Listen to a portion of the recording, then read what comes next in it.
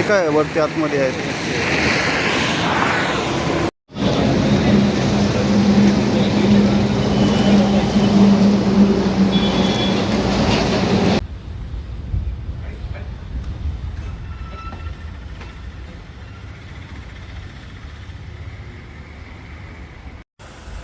Koregaon police स्टेशनच्या आधीमध्ये लोणाऱ्यामध्ये एक Omkar lodge आहे. त्या लॉजमध्ये एक महिला रक्ताच्या थारोळ्यामध्ये मृतावस्थेत पडलेली दिसली.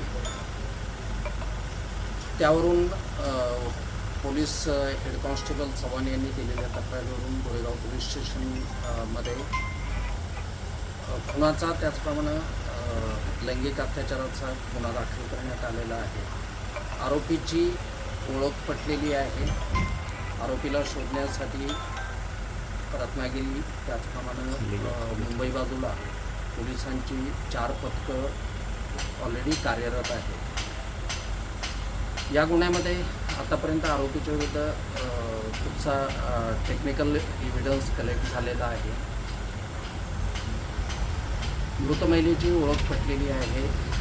तिला तिच्या शरीराचा इन्क्वेस्ट पंचनामा करून नंतर पोस्टमॉर्टम करण्यात आलेला आहे. पोस्टमॉर्टम करून पार्थिव नातेवाईकांच्या ताब्यामध्ये अंत्यविधीसाठी देण्यात आलेला आहे.